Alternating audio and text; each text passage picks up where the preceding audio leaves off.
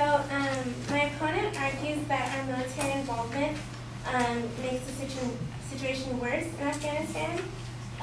So since 9/11, our military has been making leaps and bounds in our tactics to prevent future terrorist attacks and save Afghan civilians.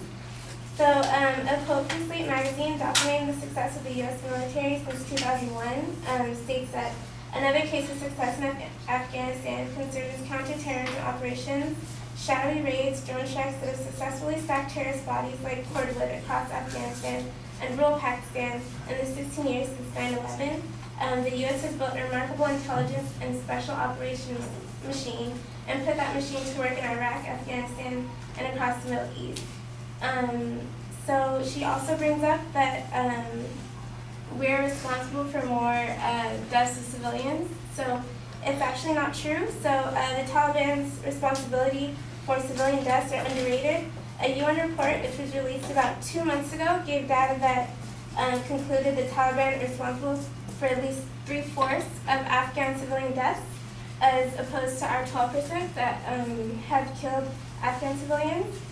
So,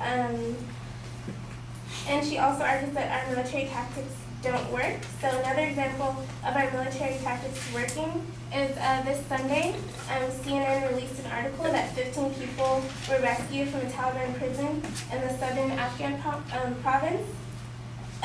And the team that rescued them were a mix of American and Afghan soldiers. So in a quote by the U.S. Navy Captain Tom Gressback, he says 15 Afghan civilians were freed from a Taliban prison in the southern Afghanistan province on Sunday. Afghan and coalition forces conducted a nighttime raid in the southern Afghan province. Coalition forces accompanied Afghan commands on the raid, which led to the capture of several Taliban members and removal of bomb-making materials. Another thing that my opponents argue is that Trump doesn't have a strategy, and he definitely does. He's sending more U.S. troops as advisors to the Afghan military as it tries to train its own soldiers. Tom Bowman, a military correspondent for the Pentagon, says they need help with some of their higher-level skills, here again calling airstrikes, resupplying themselves, and so forth so they can save Afghan civilians and protect them. But there's no question that right now the general leading these troops in Helmand is very aggressive, but he has a long way to go.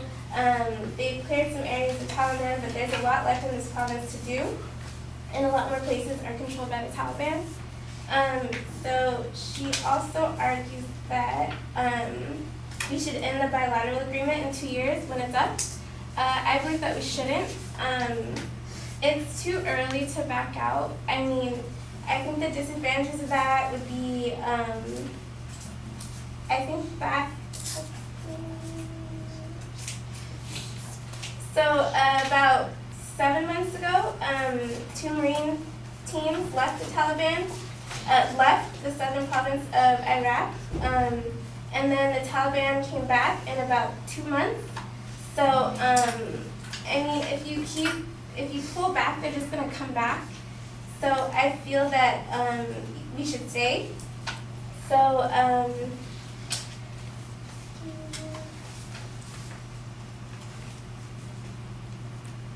so another example she brings up is,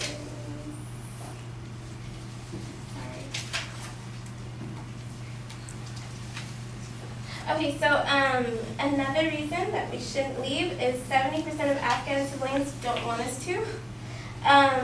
So if you remember back in 2000, well, back when Obama was campaigning, one of his big campaigns was he wanted to leave Iraq and get our soldiers out of there.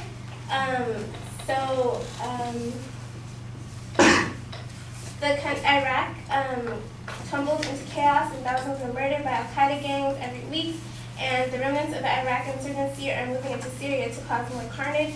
So who's to say if we move out of Afghanistan that won't happen to us? And it also happened to Syria about in 1998.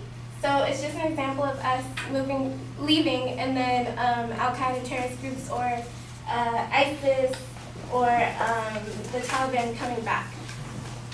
So if we stay, then it will give the Taliban second thoughts According to the Atlantic Post, making a commitment to stay in Afghanistan would send the unequivocal message to the Taliban that it cannot hope to prevail in the battlefield and must therefore pursue political reconciliation seriously.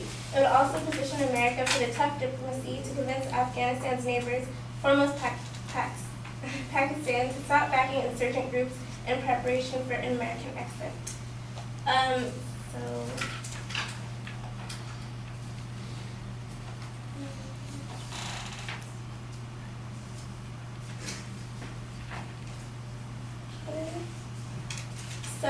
Another thing is, actually that's it.